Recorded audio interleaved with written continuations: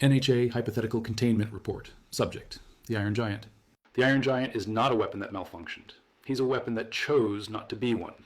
And that single distinction completely changes how the Null Horizon Authority responds.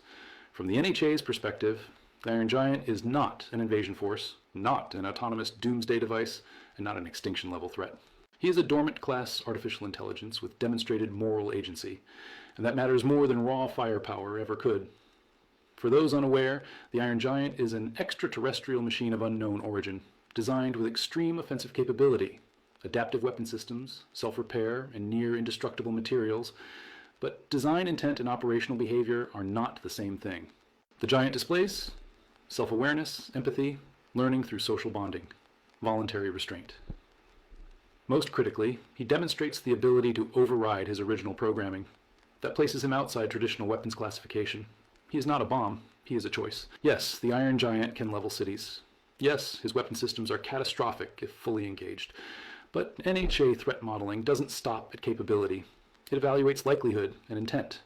The Giant does not escalate unprovoked. He reacts defensively, and when given the option, he consistently chooses non-lethal outcomes, even at personal cost.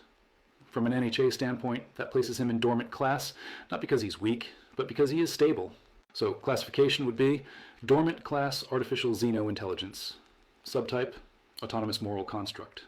Dormant class entities are not immediately dangerous, but require protection from others who might try to misuse them. In this case, that other is humanity itself. The NHA does not attempt forcible capture.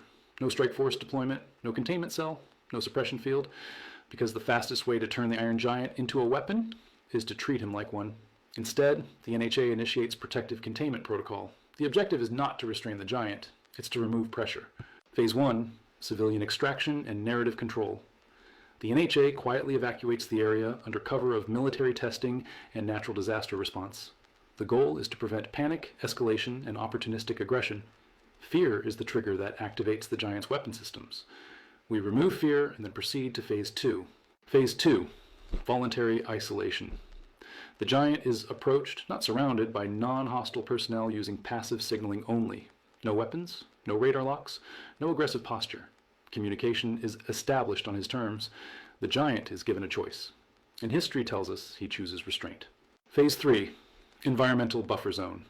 The NHA establishes a remote, uninhabited region where the Giant can exist without constant threat. Monitoring is passive. No interference, no control signals. The Giant is not imprisoned. He is trusted. If external actors attempt to weaponize the Iron Giant, the NHA intervenes immediately, not against the Giant, but against the threat to his autonomy. If the Giant is damaged or destabilized, priority shifts to recovery and de-escalation, not neutralization. Because a frightened protector is more dangerous than a calm guardian. The Iron Giant proves something most containment agencies forget.